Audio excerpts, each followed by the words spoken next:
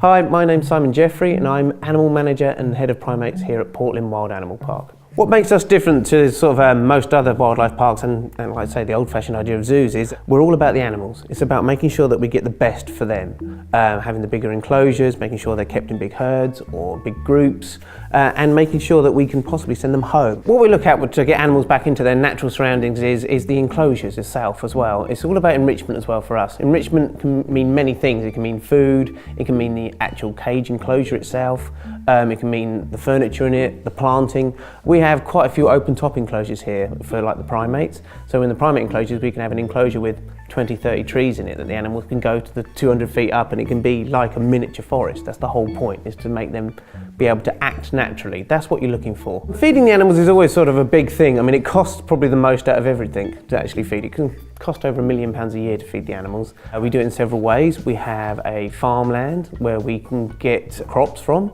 Some we grow on site. We actually have lots of trees and we have lots of areas planted with small trees that we can cut for browse. Half our animals eat browse and eat a lot.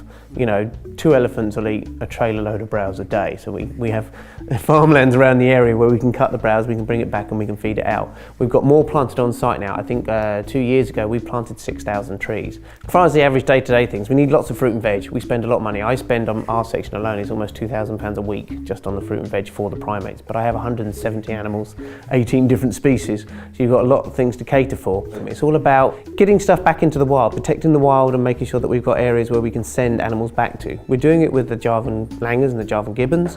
And we've bred them for years. We've been very successful. Now we have a rescue centre out in Java. We're in a position where we can send Javan langurs home.